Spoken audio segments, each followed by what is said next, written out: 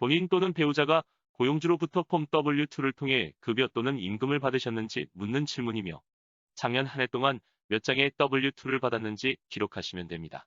고용주는 종업원에게 1월 31일까지 우편으로 종업원에게 발송합니다. 받지 못하였다면 고용주에게 연락해 보시길 바랍니다. 팁을 받으신 적이 있는지 묻는 질문입니다. IRS에서는 매월 $20 이상 팁으로 받았다면 소득으로 간주하고 세금 보고를 해야 한다고 규정하고 있습니다. 단 고용주가 팁 수입을 W2에 포함 보고하였다면 별도로 보고할 필요는 없습니다. 학교 재학 중에 장학금을 받았는지 물어보는 질문입니다. 일반적으로 학교에서 장학금을 받는 경우 학교에서 폼 1098T를 학생에게 보내줍니다.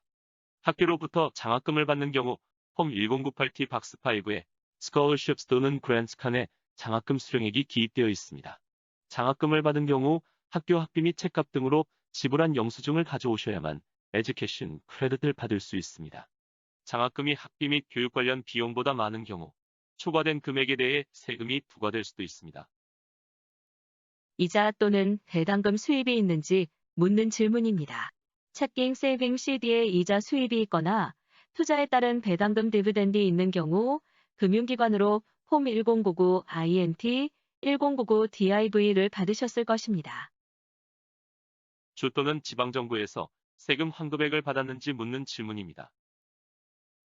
캘리포니아 또는 타 주정부에서 재작년 세금 보고 후 환급받은 금액이 있다면 주정부에서 환금액을 기록한 폼 1099지를 납세자에게 보냅니다. 다만 세금 보고 시 스탠더드 디덕션으로 세금 보고를 하였다면 주정부로부터 세금 환금받은 금액이 있다 하더라도 과세 대상이 아니므로 보고할 필요는 없습니다.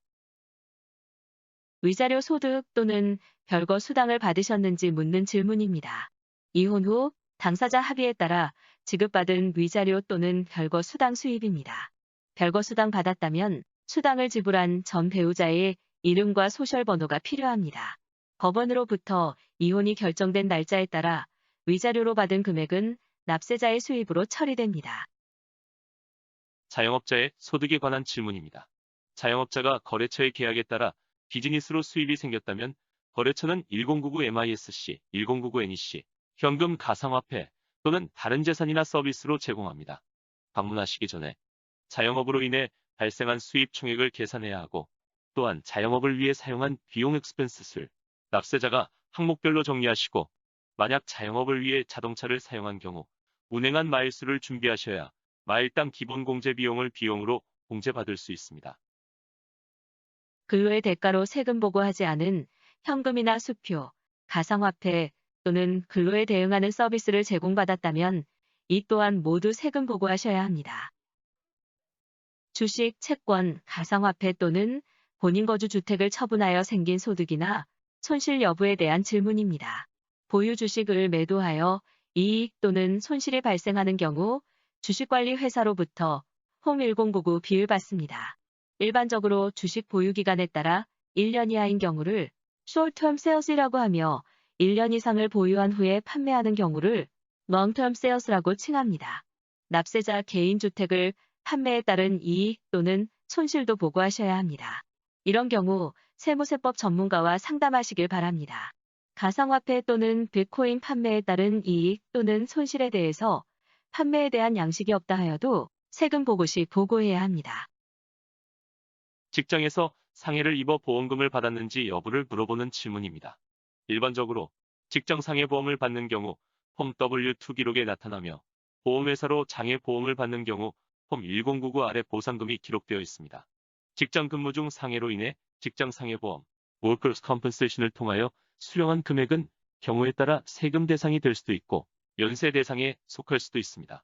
장애로 인해 받은 보험 금액이 폼 1099 아래 기록된 경우 보험금 지급회사로부터 받은 보험금이 과세 대상일 수가 있습니다. 전문가와 상담하시길 바랍니다.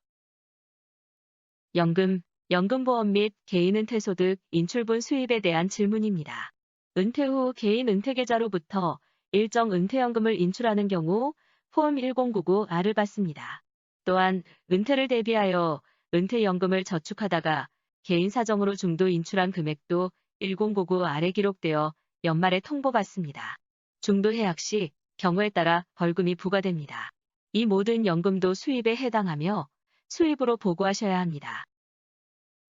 실직을 당해 정부로부터 받은 실직 보상금에 대한 질문입니다. 실직 후 실업수당을 신청하여 받으면 연말에 정부로부터 폼 1099G를 받으며 한 해 동안 총 실업수당 받은 금액과 납부한 세금액이 적혀 있습니다. 실직수당 수령 시 가능하면 자진하여 세금을 미리 원천 공제하는 것을 추천합니다. 소셜 시큐리티 연금이나 철도 종업원 연금을 관한 질문입니다. 은퇴 후 정부로부터 받은 사회복지보장연금, 소셜 시큐리티 베네핏은 연말에 SSA 1099라는 양식을 받습니다. 소셜 베네핏은 대부분 면세이지만 다른 수입이 있다면 일부 금액에 대해 세금을 부과될 수 있습니다. 임대자산 또는 렌트 소득에 관한 질문입니다. 임대업을 하고 있다면 임대에 따른 총수입과 비용을 잘 정리하셔야 합니다. 비용의 예로는 재산세, 주택융자금이자 수리비 또는 수선비 등이 있습니다. 임대 수입이 있다면 세무세법 전문가와 상담하시길 바랍니다. 마지막으로 기타 수입에 관한 질문입니다. 예를 들어 도박으로 딴 돈이나 복권, 상금, 들이 조입의 배심원 수당, 투자에 따른 이익금 배당 수입, 로열티 수입, 해외로부터 받은 근로소득, 모든 기타 수입에 대해서도 보고하셔야 합니다. 참고로 도박으로 딴 경우 도박 운영 회사에서 폼 W2G를 발행합니다. 도박으로 잃은 금액은 딴 금액만큼만 클레임할 수 있지만 만약 스탠더드 디덕션을 선택했다면 잃은 금액에 대해 세액공제를 받지 못합니다. 해외 근로소득이 있다면 세무세법 전문가와 상담하시길 바랍니다. 지금까지 수입의 종류에 대해 설명드렸습니다. 작성하시다 질문이나 궁금한 내용이 있으면 세무세법 전문 자원봉사자에게 문의하시길 바랍니다. 단 세금 보고 관련 사항이 아닌 질문은 사양합니다. 감사합니다.